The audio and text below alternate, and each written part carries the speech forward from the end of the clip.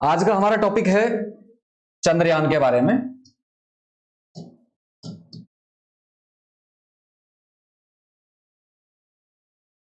चंद्रयान 3, जैसा कि नाम से ही आप लोगों को पता चल रहा है, चंद्रमा की बात चल रही है। तो डेफिनेटली ये यान किसके पास भेजा गया है? चंद्रमा पर भेजा गया है। चंद्रमा पर भेजा गया है। चंद्रमा के अध्ययन को सेलेनोलॉजी कहा जाता है।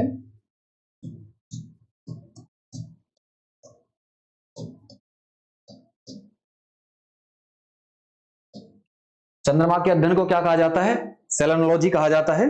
देखिए चंद्रयान 3, चंद्रयान नाम से पता चल रहा है कि कहां भेजा जा रहा है, चंद्रमा पर भेजा गया है। और चंद्रमा के अध्ययन को बोला जाता है सेलेनोलॉजी। ये चंद्रयान है जो भारत द्वारा भेजा गया है और इसे 14 जुलाई 2023 को 2:35 पर भेजा गया है। स्थान में बता दूं आप लोगों को, सतीश धवन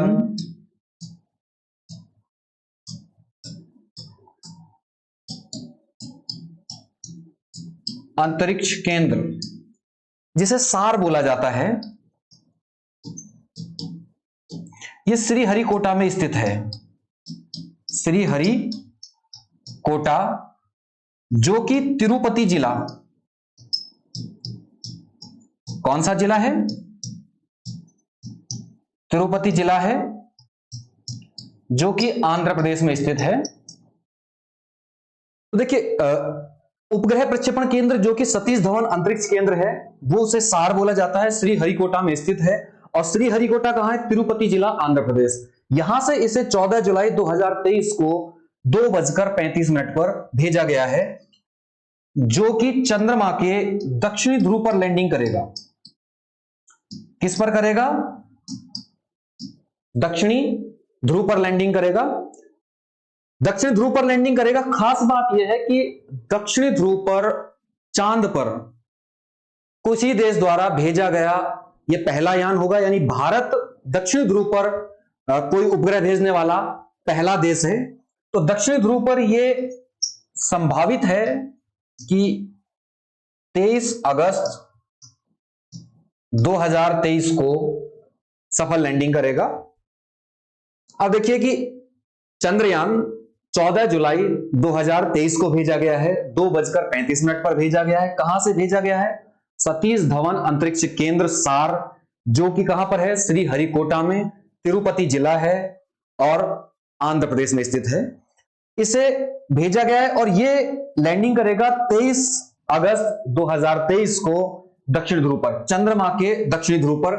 यह वहां पर जो स्टे करेगा वो 14 दिन के लिए रहेगा, जिसे एक लूनर डे बोला जाता है। इसके बारे में हम आगे पढ़ते हैं डिटेल से।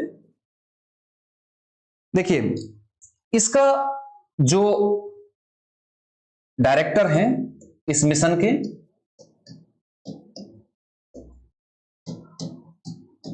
वो रितु करिगल हैं।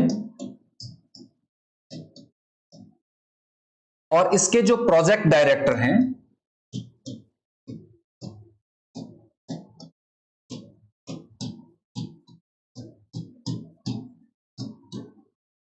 पी वीर मुथुवेल, ये प्रोजेक्ट डायरेक्टर हैं। इसे इसरो द्वारा भेजा गया है। कौन सी संस्था द्वारा भेजा गया है? इसरो द्वारा। इसरो मतलब इंडियन स्पेस रिसर्च ऑर्गेनाइजेशन, यानी भारतीय अंतरिक्ष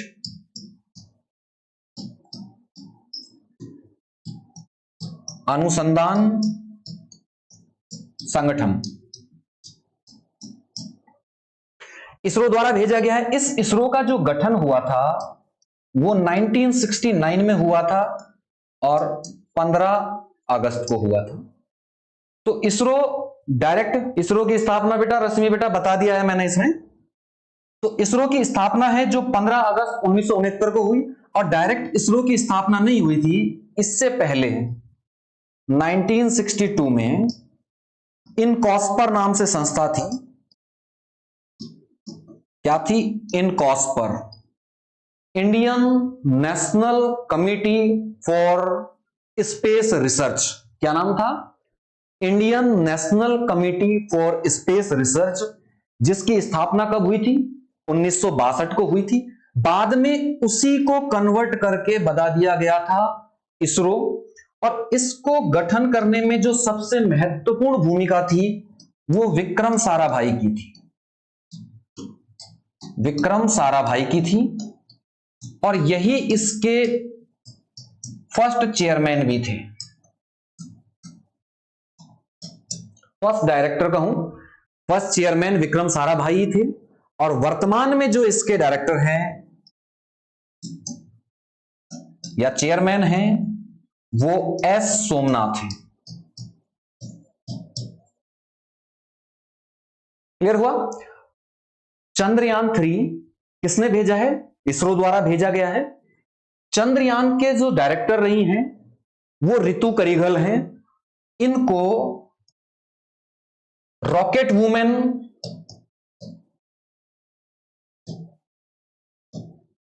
ऑफ इंडिया कहा जाता है। Rocket women of India. देखिए, इसी तरह के मिलते जुलते कुछ नाम और हैं, उनको भी हम साथ के साथ कर लें। तो अगर हम रितु करिघल की बात करें तो इनको क्या बोला जाता है? Rocket women of India.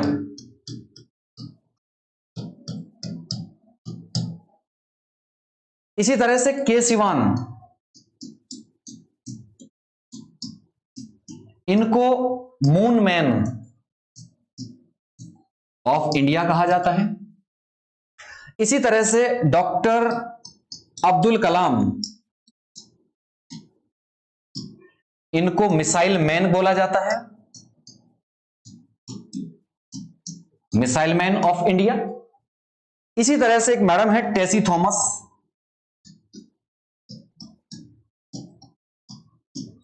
इनको बोला जाता है मिसाइल वीमेन,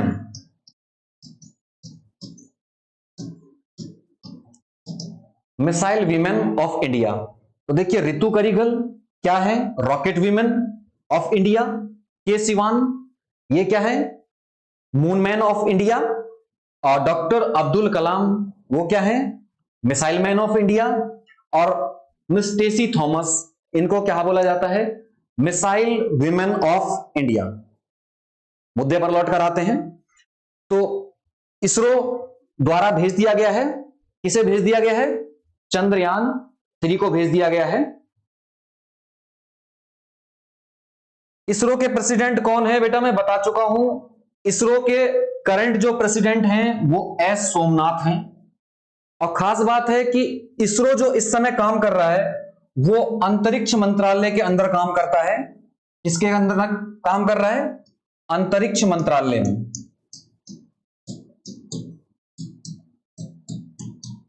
और अंतरिक्ष मंत्रालय फिलहाल प्रधानमंत्री मोदी जी के पास है। अंतरिक्ष मंत्रालय फिलहाल किनके पास है? प्रधानमंत्री मोदी जी के पास है। आगे हम देखिए कि चंद्रयान 3 को भेज दिया गया है और चंद्रयान 3 वहां पर लैंडिंग करेगा। अब चंद्रयान 3 नाम दिया गया है तो इसका मतलब 1 और 2 भी होंगे। तो इससे पहले चंद्रयान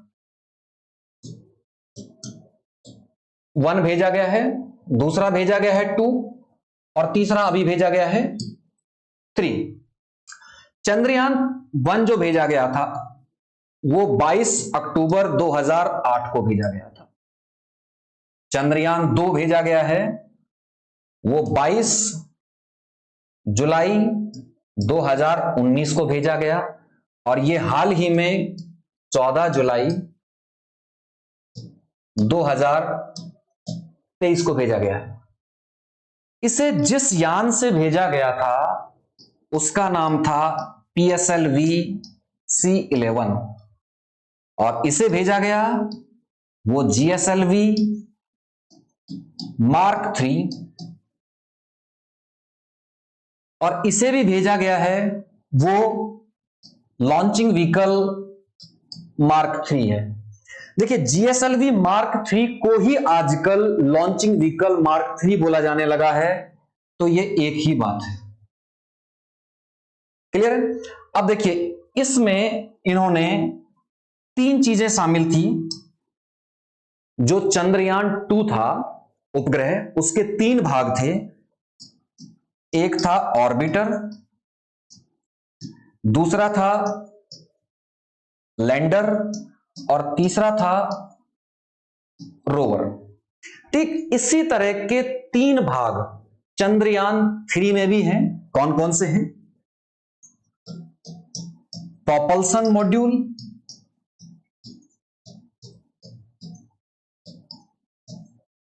दूसरा लैंडर और तीसरा रोवर।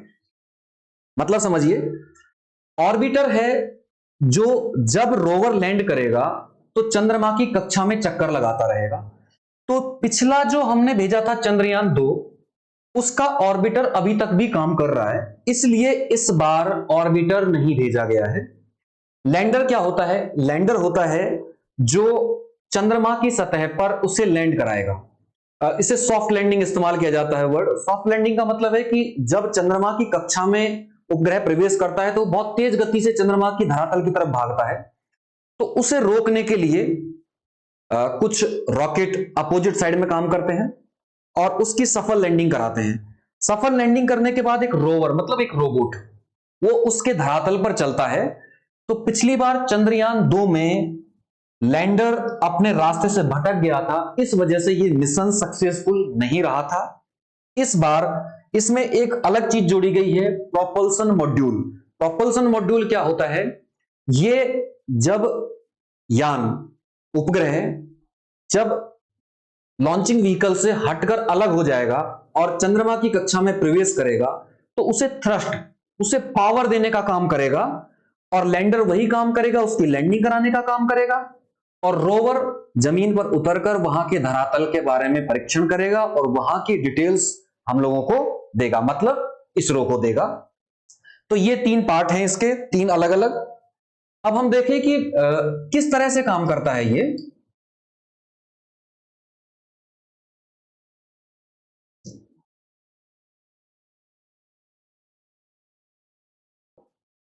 देखिए ये वाला जो पार्ट है, ये पार्ट, ये एक मशीन है जो उसे पहुंचाती है, जिसे क्या नाम दिया गया है? Launching vehicle mark 3। इसके 3 चरण होते हैं। 3 चरण में क्या होता है? सबसे पहले ठोस होता है। ठोस ईंधन मतलब जो फ्यूल होगा वो यहां सॉलिड होगा।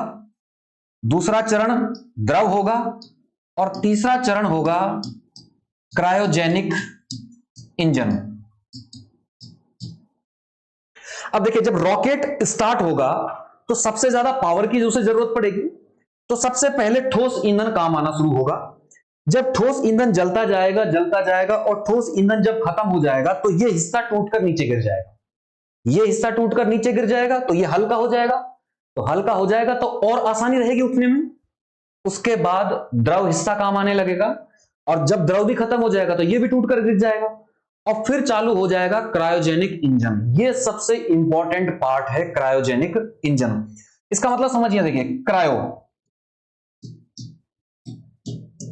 क्रायो का मतलब होता है अति निम्न ताप। अति निम्न ताप मतलब बहुत ही नीचा टेम्परेचर। अभी नीचे टेम्परेचर में क्या होता है? इसमें ईंधन में हाइड्रोजन और ऑक्सीजन काम में ली जाती है। क्या काम में ली जाती है? क्रायोजेनिक इंजन में हाइड्रोजन और ऑक्सीजन काम में ली जाती है। ये जो हाइड्रोजन है इसका टेम्परेचर होता है -83 डिग्री सेंटीग्रेड और इसका टेम्परेचर होता है -256 डिग्री सेंटीग्रेड। मतलब बहुत ज्यादा कम टेम्परेचर। सबसे बड़ी मुसीबत इसी की यही है कि इतना कम टेम्परेचर कैसे मेंटेन किया जाए। तो इस कम टेम्परेचर के साथ क्रायोजेनिक इंजन बनाया जाता है, क्योंकि क्रायोजेनिक इंजन से धरती से बैठे बैठे कंट्रोल करना फ्यूल को बहुत इजी होता है और ये लगभग लगभग 8 मिनट ही काम करता है। तो इसलिए क्रायोजेनिक इंजन है जो भारत द्वारा तैयार किया गया है, स्वदेशी तकनीक है, बहुत इंपॉर्टेंट है। खास बात यहां देखिए कि ये ईंधन में हाइड्रोजन ही ईंधन है, बस ये क्या है, हाइड्रोजन ही इसका ईंधन है। ऑक्सीजन तो जलाने के लिए है,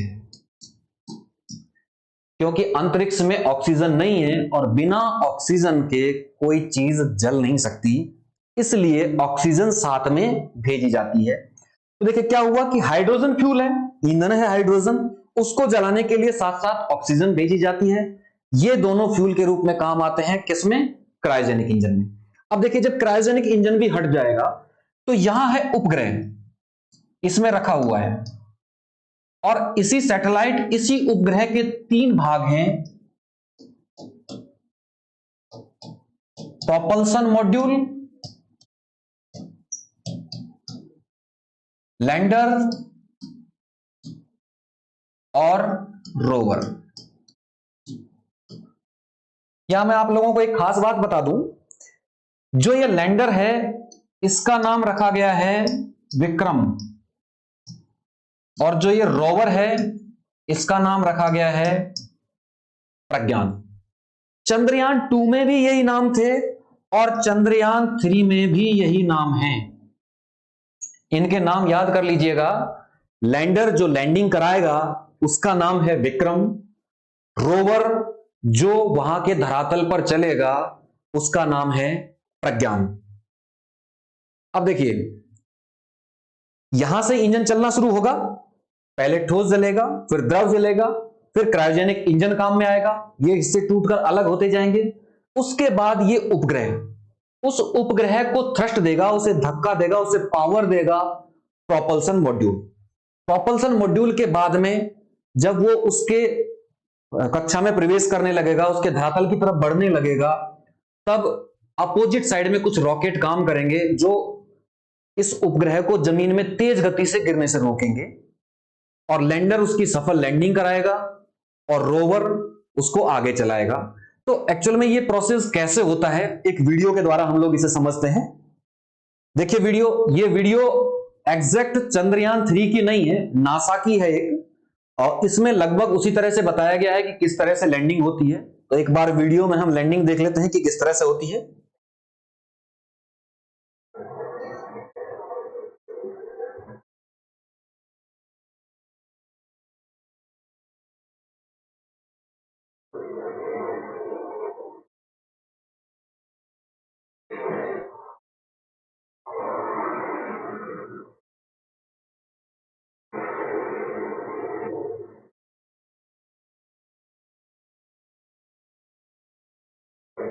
ये देखिए इसके फ्यूल के भाग टूटकर गिरने लगे हैं जो काम आ चुके हैं।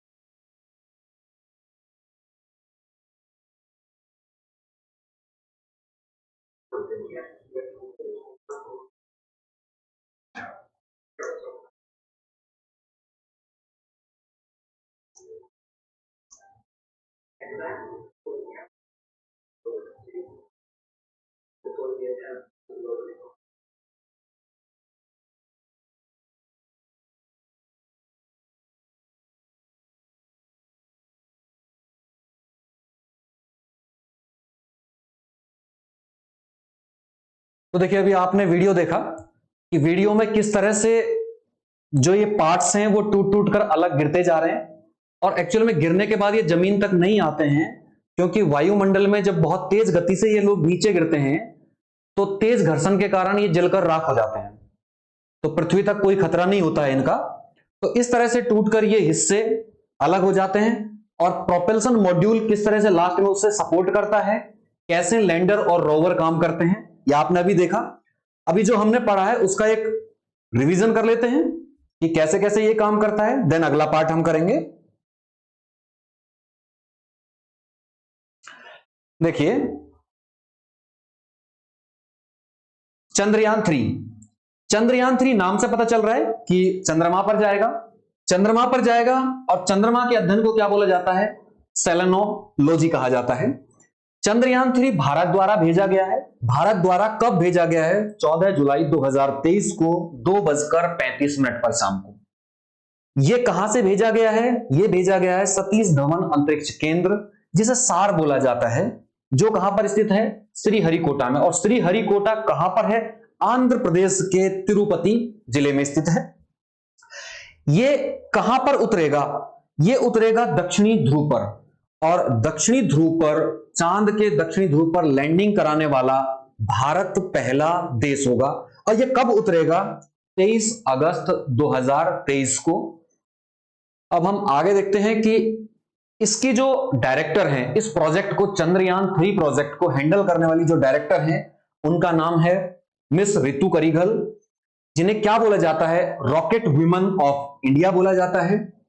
इसके जो प्रोजेक्ट डायरेक्टर हैं, उनका नाम क्या है, पी.वी. रुथवेल। इसे भेजा किसने है, यान को इसरो द्वारा भेजा गया है। तो इसरो की फुल फॉर्म क्या है, इंडियन स्पेस रिसर्च ऑर्गेनाइजेशन, यानी भारतीय अंतरिक्ष अनुसंधान संस्थान। इसका गठन कब हुआ है, 15 अगस्त 1969 को हुआ है। और इसका जो गठन हुआ था विक्रम साराभाई, उनकी मेहनत से हुआ था। तो उन्हीं को पहला इसका चेयरमैन या डायरेक्टर बनाया गया था।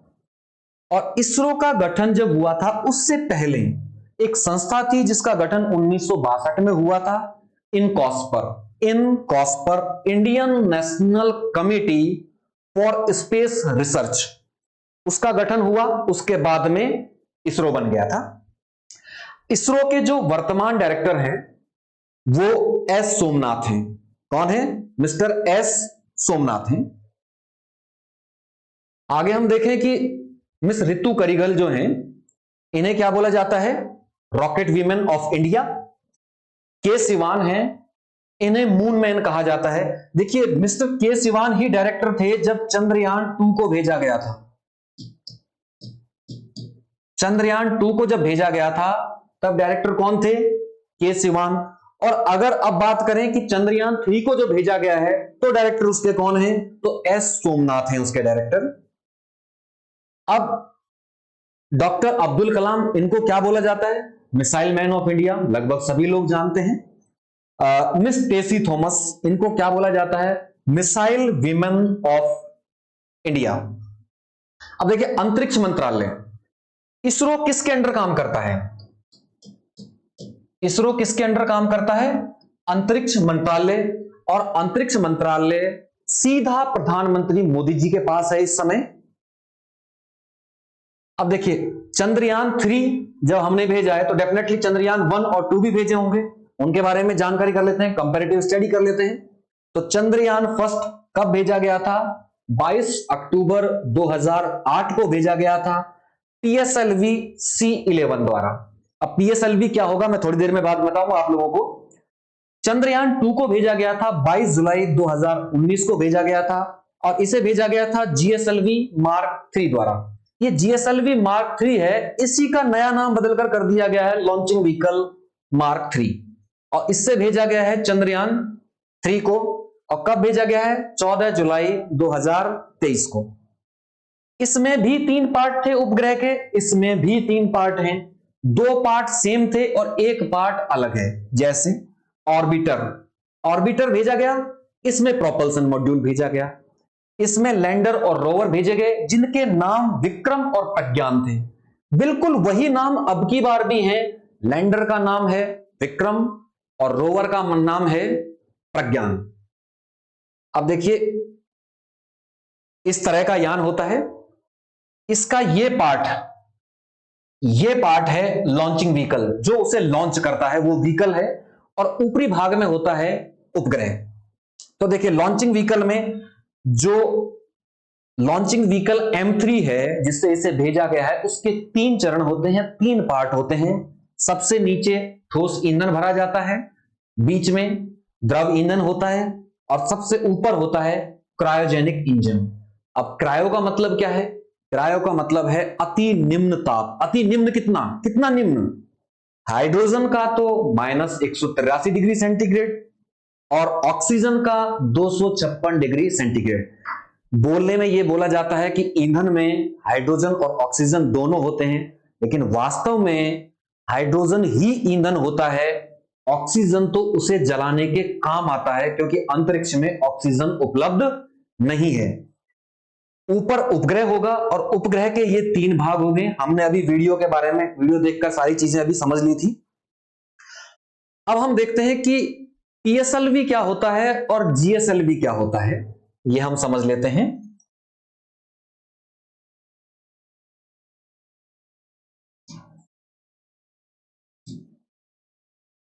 देखिए इसे बोलते हैं पोलर सैटेलाइट लॉन्च व्हीकल, इसे बोलेंगे जियो सिंक्रोनस लॉन्च व्हीकल। मतलब ध्रुवीय उपग्रह प्रक्षेपण यान, और इसे बोलेंगे भूस्थिर या भूस्थैतिक उपग्रह प्रक्षेपण यान। ये जो होता है इसकी स्थिति, ये जो यान भेजे जाते हैं ये कौन से यानों को भेजता है? ये निचली कक्षा में भेजता है, निचली कक्षा में भेजता है, जो लगभग 700 से 800 किलोमीटर की ऊंचाई पर होती है। और ये जो भेजता है वो 2 टन से भी ज्यादा भारी उपग्रह उनको भेजता है, और 36,000 किलोमीटर की कक्षा में भेजता है। अगली चीज देखें कि ये कक्षा, ये पृथ्वी से ध्रुवों की ओर होती है और इसकी कक्षा भूमध्य रेखा पर होती है। कहां पर होती है? भूमध्य रेखा पर। तो भूमध्य रेखा के ऊपर 36,000 किलोमीटर की ऊंचाई पर स्थित होता है। और खास बात यह है कि यह अपना एक चक्कर 24 घंटे में लगाता है। तो 24 घंटे में लगाता है और 24 घंटे में पृथ्वी अपना चक्कर लगाती है। तो पृथ्वी से देखने पर यह हमें स्थिर दिखाई देता है, इसीलिए इसका नाम भू-स्थिर रखा गया है। और यह ध्रुवों की तरफ होती है इसकी कक्षा, इसलिए इसका नाम ध्रुवीय उपग्रह प्रक्षेपण यान कहा जाता है। और यह लगभग अपना समय है जो 100 मिनट में पूरा कर लेता है। क्लियर है? तो पीएसएलवी और जीएसएलवी। अब दूसरी बात यह है कि पीएसएलवी में 4 चरण होते हैं, ठोस, द्रव, फिर ठोस और फिर द्रव। और जबकि जीएसएलवी में 3 चरण होते हैं, ठोस, द्रव और क्रायोजेनिक इंजन।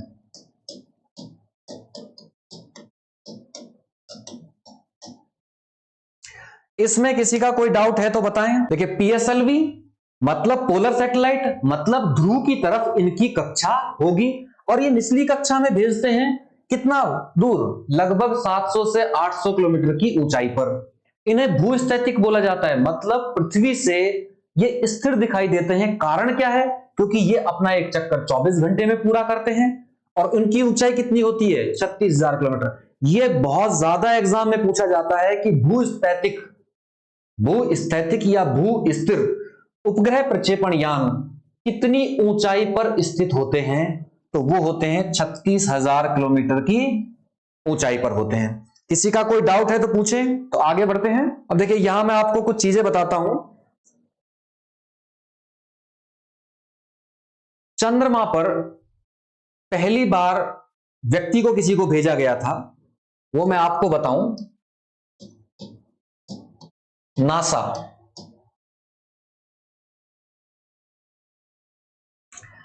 नासा द्वारा क्या भेजा गया था? सबसे पहले 1961 में इन्होंने यूरी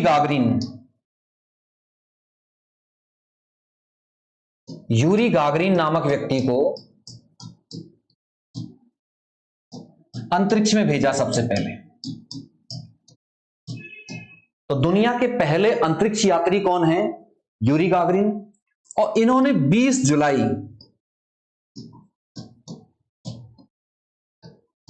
1969 को 3 लोगों को भेजा। 3 लोगों को भेजा। कौन कौन से व्यक्ति थे? एक नील आर्मस्ट्रॉन्ग,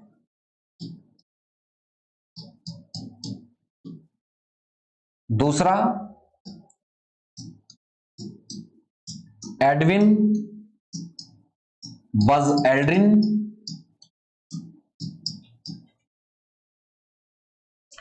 और तीसरे व्यक्ति थे कॉलिन।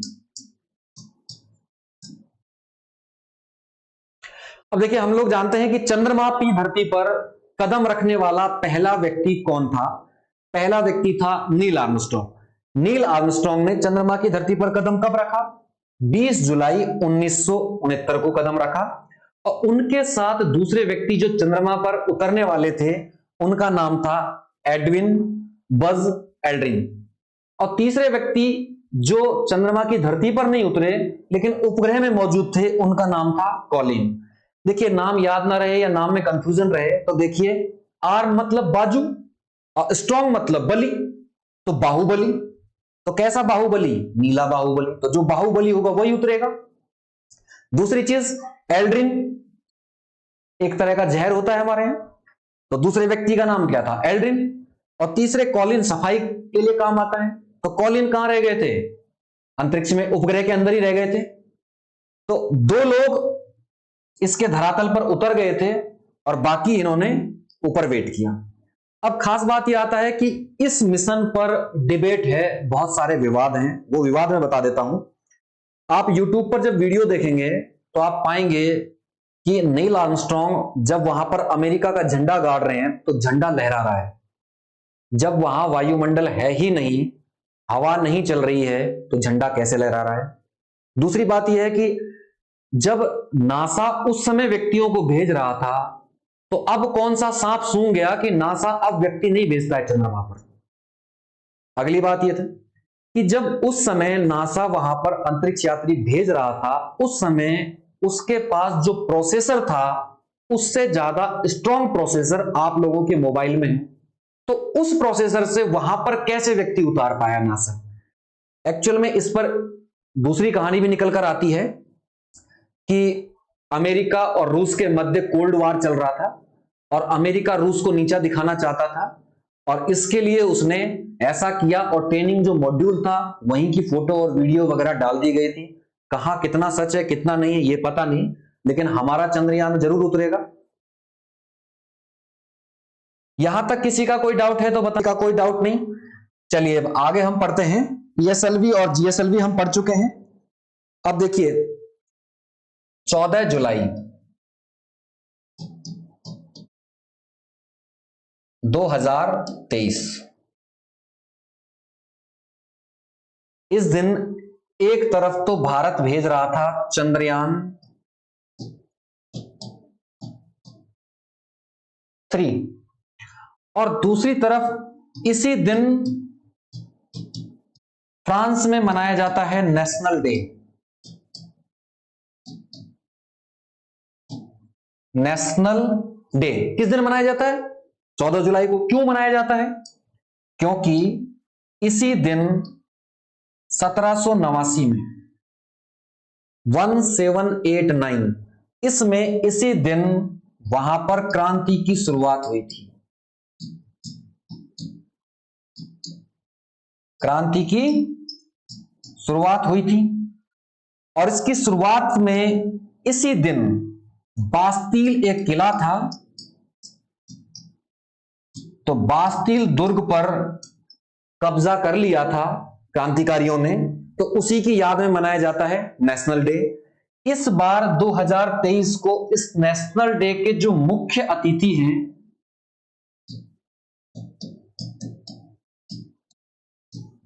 वो हमारे प्रधानमंत्री मोदी जी थे। हमारे प्रधानमंत्री मोदी जी थे और फ्रांस का जो सर्वोच्च सम्मान है, जो सर्वोच्च सम्मान है great grant of the legion of honour, great cross या ग्रांट क्रॉस भी बोल जाता है इसको, grand cross of legion of honour, ये फ्रांस का जो सर्वोच्च सम्मान है ये प्रधानमंत्री मोदी जी को दिया गया है। भारत के एकमात्र प्रधानमंत्री हैं जिन्हें इस सम्मान से सम्मानित किया गया है। क्लियर है? इस दिन प्रधानमंत्री मोदी जी को इस सम्मान से सम्मानित किया गया है। इनको कुछ दिन पहले ही मिस्र ने भी अपने सर्वोच्च सम्मान से सम्मानित किया था जिसका नाम था order of the Nile. Order of the Nile, Nile का मतलब होता है नील नदी और नील का वरदान किसे बोला जाता है? मिस्र को। तो मिस्र ने उस नील के नदी के नाम पर ही अपना सर्वोच्च सम्मान का नाम रखा है ऑर्डर ऑफ द नाइल, और यह किसे दिया गया था? जून में प्रधानमंत्री मोदी जी को। और प्रधानमंत्री मोदी जी को दूसरे देश फ्रांस, उसका भी सर्वोच्च सम्मान हाल ही में दिया गया है। तो 14 जुलाई क्या होता है? नेशनल डे के तौर पर मनाया जाता है। कहां पर मनाया जाता है? फ्रांस में। क्योंकि इस दिन क्रांति की वहां शुरुआत हुई थी और बास्तील दुर्ग पर कब्जा कर लिया गया था, और उसी के सम्मान में नेशनल डे मनाया जाता है, जहां इस बार मुख्य अतिथि थे प्रधानमंत्री मोदी जी थे, और प्रधानमंत्री मोदी जी को वहां का सर्वोच्च सम्मान grand cross of legion of the honour दिया गया है। इसी तरह का सबसे बड़ा सम्मान जो दूसरा मिस्र का है वो भी थोड़े दिन पहले मोदी जी को दिया गया है। अभी तक की इस क्लास में किसी का कोई डाउट है तो बताएं, किसी का कोई डाउट नहीं?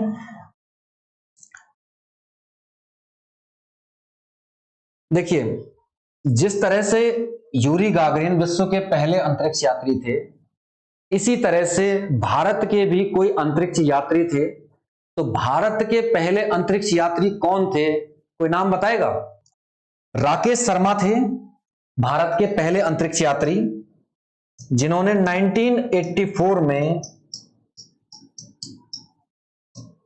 सोयूज नामक यान से उड़ान भरी थी। ये भारत और रूस का संयुक्त उपक्रम था, भारत और रूस का संयुक्त उपक्रम था, जिसमें राकेश शर्मा को अंतरिक्ष यात्री बनाकर भेजा गया था, और ये उस समय एयरफोर्स में स्क्वाड्रन लीडर के पद पर कार्यरत थे। तो किस पद पर कार्यरत थे?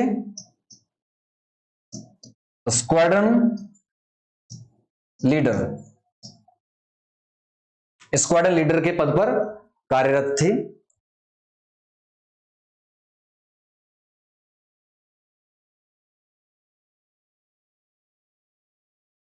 देखिए, रिवीजन कर लेते हैं। चंद्रयान 3 को 14 जुलाई 2023 को चंद्रमा पर भेजा गया है। किसके द्वारा? कौन सा व्हीकल भेजा गया है?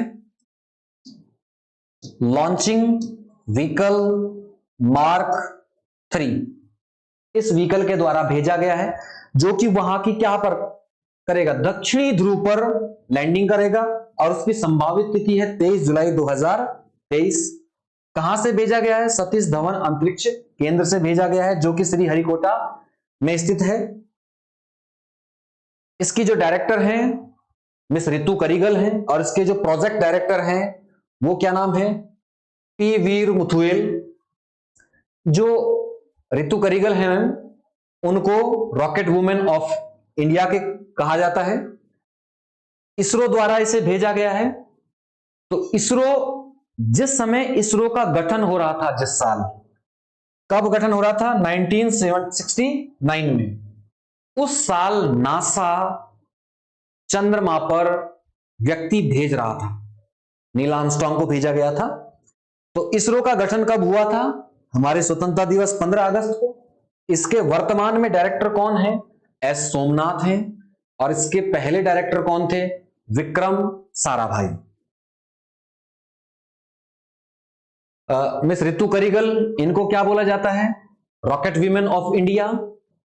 के सिवान, इनको क्या बोला जाता है? मूनमैन। जिस समय चंद्रयान 2 भेजा गया था उस समय इसरो के ये डायरेक्टर थे। डॉक्टर अब्दुल कलाम, इनको मिसाइल मैन बोला जाता है। जो अग्नि मिसाइल हमारी तैयार हैं, उनका जो प्रोजेक्ट था वो इन्होंने अंजाम दिया था। मिसाइल वुमेन टेसी थॉमस को बोला जाता है।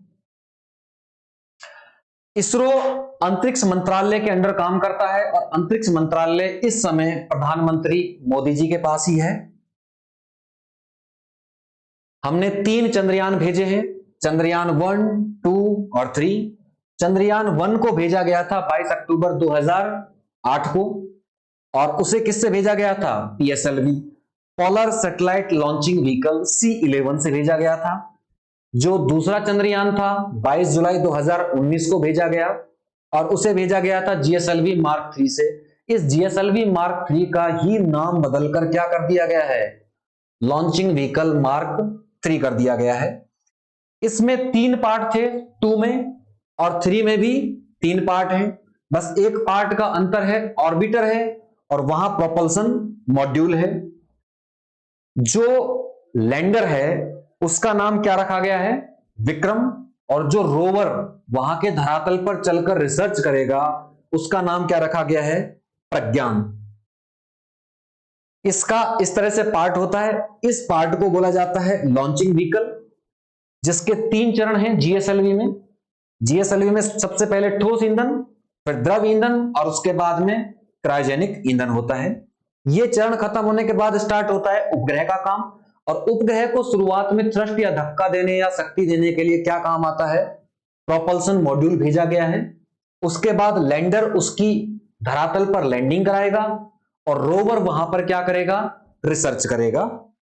इसमें जो क्रायोजेनिक इंजन काम में आता है, उसमें क्रायो का मतलब है अति निम्न ताप। और अति निम्न ताप कितना? हाइड्रोजन का 183 डिग्री सेंटीग्रेड और ऑक्सीजन का 256 डिग्री सेंटीग्रेड। जो हाइड्रोजन है वो ईंधन है और ऑक्सीजन उसे जलाने के लिए ऑक्सीकारक का काम करता है। देखिए, पीएसएलवी और जीएसएलवी में हम फर्क देख लें। जीएसएलवी ज्यादा पावरफुल है। ज्यादा पावरफुल क्यों है? क्योंकि उसके पास क्रायोजेनिक इंजन है। इसमें 3 चरण होते हैं, सबसे पहले ठोस, उसके बाद द्रव और उसके बाद क्रायोजेनिक। इसमें 4 चरण होते हैं, ठोस द्रव ठोस द्रव। इसमें क्रायोजेनिक इंजन नहीं होता है, इसलिए ये निचली जो कक्षाएं होती हैं 700 से 800 किलोमीटर तक, वहां तक किसी उपग्रह को लेकर जाता है। इसमें पावरफुल क्रायोजेनिक इंजन होता है। इस वजह से ये ऊपरी कक्षा जो कि भूमि से स्थिर दिखाई देती है, जो कि 36,000 किलोमीटर की ऊंचाई पर स्थित है, उसमें 2 टन से भी ज्यादा वजन के, यानी 2000 किलो से भी ज्यादा वजन के उपग्रह हैं, उनको पहुंचाता है। अब देखिए, नासा ने सबसे पहले यूरी गागरिन को अंतरिक्ष में भेजा था 1961 में, 1961 में। और इन्होंने 20 जुलाई 1969 को 3 अंतरिक्ष यात्रियों को भेजा और उनमें से 2 अंतरिक्ष यात्री चंद्रमा पर उन्होंने कदम रखा। उनमें पहले व्यक्ति थे नील आर्मस्ट्रॉन्ग और दूसरे व्यक्ति थे एडविन बज एल्ड्रिन। तीसरे व्यक्ति जो कॉलिन थे, वो उन्होंने उपग्रह में ही उनका इंतजार किया, ऑर्बिट में ही। भारत के जो प्रथम अंतरिक्ष यात्री हैं वो राकेश शर्मा हैं। वो एयरफोर्स में स्क्वाड्रन लीडर के पद पर कार्यरत थे।